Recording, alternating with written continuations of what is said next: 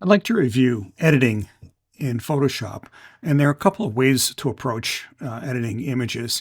There's a destructive and a non-destructive way of editing.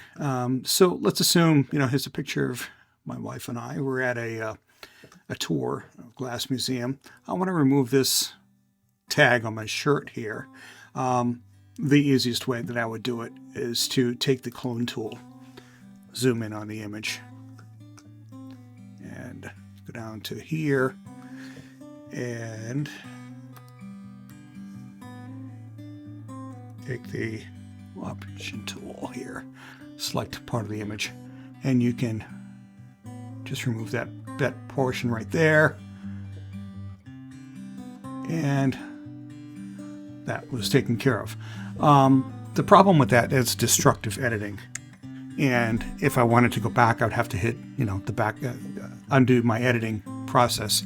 Another way of approaching that, let's say if I wanted to select either one or both of us, we can take and remove the background using a layer mask.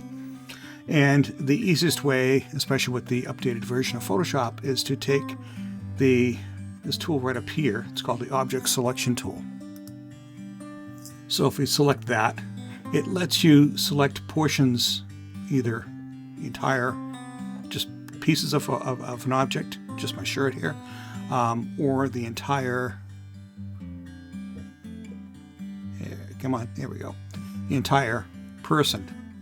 So if I select, just click, that's going to give me an outline, this jagged outline of what the object selection is.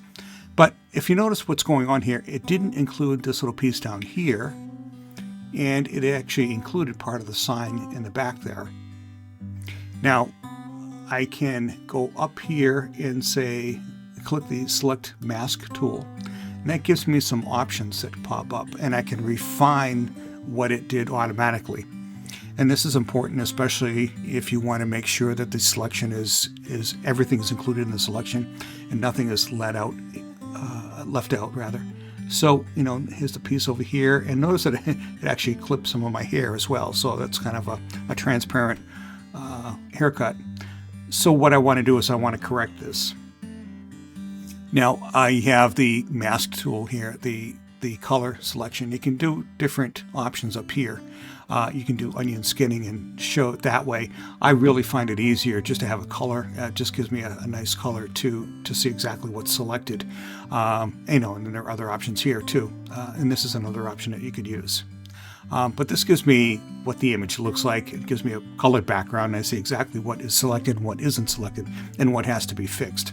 And you can actually vary the intensity of that by dragging that in and out. And that doesn't necessarily mean that this is what's going to show in the picture, just this clip mask art is going to show.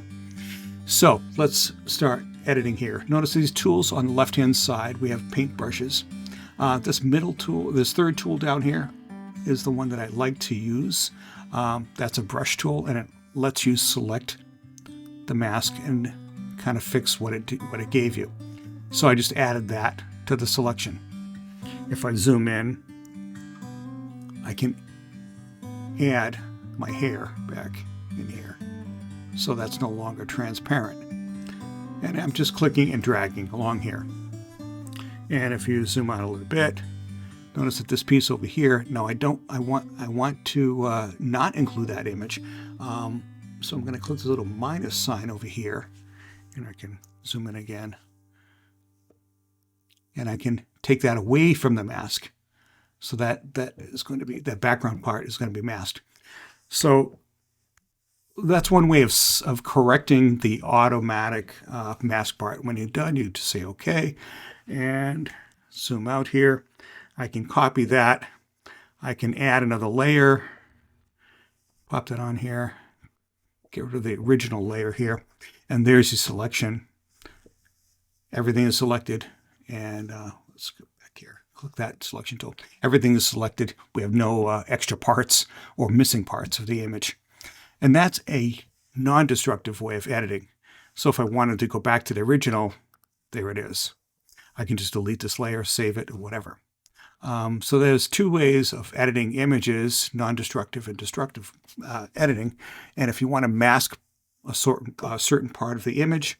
Again, this is the quickest way up here, this object selection tool, and then you can go up to the mask options and refine it from there.